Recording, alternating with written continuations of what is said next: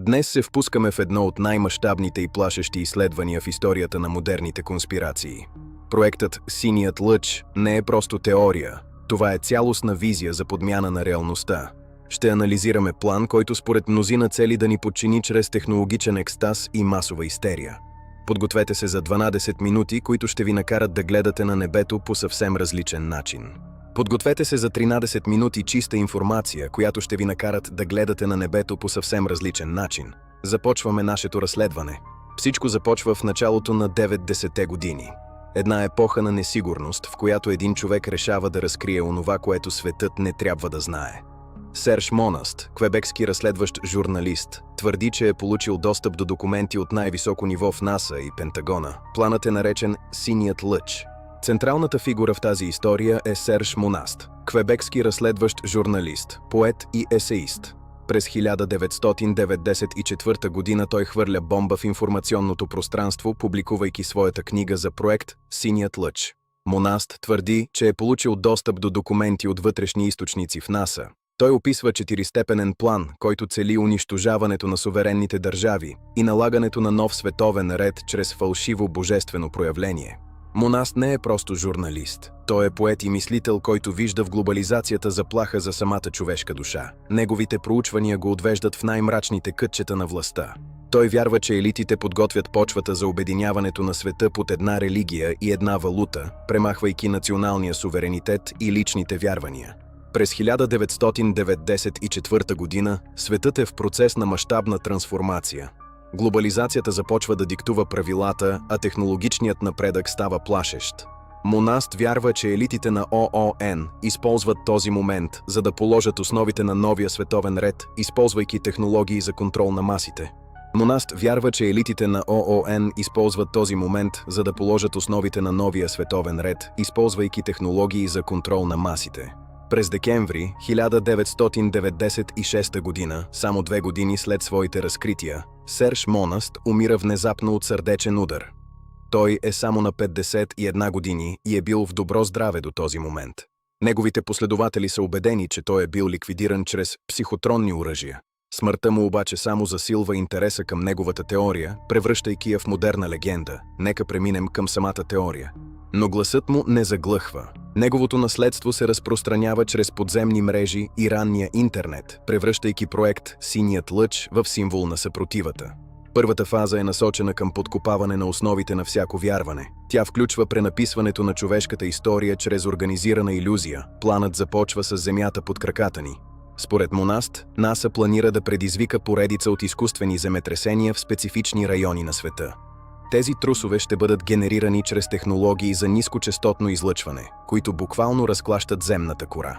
Чрез сателитни системи за насочена енергия, НАСА ще провокира тектонични размествания, които ще доведат до откриването на нови, непознати досега артефакти.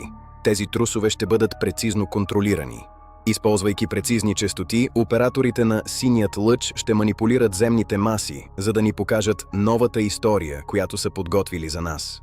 Психологическият удар ще бъде съкрушителен. Йерусалим е една от основните цели. Земетресение под Храмовия хълм би могло да разкрие обекти, които да променят представите за авраамическите религии завинаги. Идеята за фалшиво божествено проявление не е нова. През 1975 година е разкрит план на Едуард Лансдейл за Куба. Той предлагал прожектирането на образа на Христос над Хавана. Целта била да се убедят кубинците, че Кастро е антихристът и че Христос се завръща, за да ги освободи. Това е пряк исторически паралел с стратегията на «Синият лъч» 4К. Целта е при тези трусове да бъдат открити, предварително подхвърлени археологически находки. Тези артефакти уж ще докажат, че религиите, които познаваме, се основават на фундаментални грешки. Тези фалшиви доказателства ще твърдят, че истинският произход на религията е съвсем различен, че всичко е било просто подготовка за една нова епоха. Това е психологическа операция от най-висок ранг. Това е първият удар по човешката психика. Целта е да се създаде масово объркване и загуба на вяра в традиционните институции. Вакуумът, който ще се образува, ще бъде идеалната почва за следващата стъпка. Когато хората загубят доверие в онова, в което са вярвали предците им, те стават уязвими. Те започват да търсят нов източник на надежда, нов смисъл. И проектът «Синият лъч» е готов да им го даде. Част 2. Най-зрелищната и визуално зашеметяваща фаза. Подмяна на самото небе. Космическото шоу, което ще превърне облаците в гигантски телевизионен екран. Технологията разчита на прожектирането на холографски образи върху натриевия слой на атмосферата на около 100 км височина. Сателити ще работят в пълен синхрон, за да създадат образи с невероятна дълбочина и плътност. Този слой от частици ще послужи като платно за най-голямото произведение на изкуството в историята. Лазерите ще рисуват върху небето с точност до милиметър, създавайки образи, които не могат да бъдат различени от реални обекти. Тези образи ще изглеждат напълно реални. Те няма да бъдат плоски картини, а обемни фигури, които ще се движат и ще реагират на околната среда. Целият свят ще стане свидетел на чудо. Представете си Таймс Скуер, залет от светлината на божество, което заема половината хоризонт. Технологията на НАСА ще направи невъзможно да различите илюзията от реалността. Прожекциите ще бъдат локализирани. Всеки регион ще види фигурата на своя духовен лидер. Християните ще видят Христос, ислямският свят, своя пророк, будистите – Буда. Тези фигури ще се обърнат към хората на техните собствени езици. Те ще обявят, че старите учения са били само подготовка и че сега идва времето за една единна истина. Звукът ще бъде излъчван чрез специфични честоти, които се възприемат като вътрешен глас от всеки наблюдател. Звукът ще бъде излъчван чрез нискочестотни вълни, които се възприемат директно в мозъка като вътрешен глас. Това е телепатична манипулация в глобален мащаб.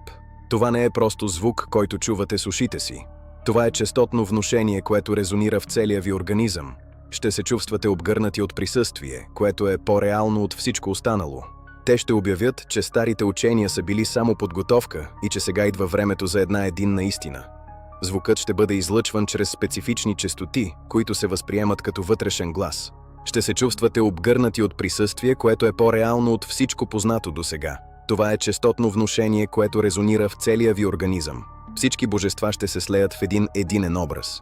Шоуто ще достигне своята кулминация, когато всички тези регионални божества започнат да се сливат. Те ще се превърнат в един единствен образ, този на новия световен месия. Той ще проповядва религията на обединението. Тази фигура ще обяви края на религиозните войни и началото на нова ера на мир под единно управление. Но това е само външната фасада на илюзията. Синият лъч прониква още по-дълбоко. Част 3. Когато гласовете в главата ви станат реалност. Електронната телепатия и начинът, по който вашите собствени мисли могат да бъдат подменени от външен сигнал. Монаст описва използването на ELF – екстремно ниски честоти, VLF и LF вълни. Тези честоти са настроени да резонират директно с мозъчната дейност на човека, заобикаляйки традиционните сетива. Всеки мозък има специфична честота, на която работи. Проектът «Синият лъч» разполага с база данни за тези честоти за големи групи от населението. Те могат да заключат сигнала към вашето съзнание. Технологията позволява изкуственото генериране на мисли и емоции. Човек ще вярва, че неговият бог или неговата собствена съвест му говори. Това ще създаде усещане за директно божествено напътствие. Това е най-опасната фаза, защото тя премахва критичното мислене. Хората няма да виждат илюзията отвън, те ще я преживяват отвътре. Това е върховната форма на хипнотизъм. Когато милиони хора преживеят едно и също духовно събитие едновременно, тяхната колективна енергия става инструмент за контрол. Те стават зависими от този вътрешен глас. Те се превръщат в послушно стадо. Целта е да се създаде пълна емоционална зависимост от новата система. Човечеството ще се превърне в единно тяло, готово да приеме всяко решение, спуснато от небесния глас. Но идва и финалният удар. Световната сателитна мрежа ще бъде използвана за синхронизирано излъчване, превръщайки планетата в единен честотен затвор за човешкото съзнание. Всеки мозък има специфична честота. Проектът може да заключи сигнала към вашето съзнание. Част 4. Нощта на хилядите звезди. Моментът, в който хаосът ще достигне своя пик, за да принуди света да се предаде на новия световен ред. Крайната манипулация. Първата част от финалния удар е инсценирането на мащабна извънземна инвазия. Световните медии ще предават на живо как армади от НЛО се спускат към най-големите градове. Пълна военна криза. Когато нашествието бъде спряно от новия световен лидер, това ще послужи като оправдание за пълно световно разоръжаване и поставяне на всички армии под прекия контрол на ООН. Край на войните чрез една огромна лъжа. Следва илюзията за грабването. Чрез холограми и телепатични внушения милиони вярващи ще бъдат накарани да мислят, че божественото избавление е започнало. Това ще елиминира опозицията. Според Монаст, планът включва и проявлението на свръхестествени, демонични сили по целия свят. Хората ще се чувстват обсадени от злото, което ще ги направи още по-отчаяни за появата на един спасител. Третата част е тотален електронен и психически хаос. Всички устройства ще излъчват сигнали, които предизвикват паника. Хората ще се чувстват обградени от свръхестествени сили и ще молят за ред на всяка цена. Тотален хаос в домовете. Всички устройства ще излъчват сигнали, предизвикващи паника. Хората ще молят за ред на всяка цена, дори и на цената на свободата. В момента на колапс, новият лидер ще се появи като спасител. В този момент на тотален колапс, новият лидер ще предложи спасение.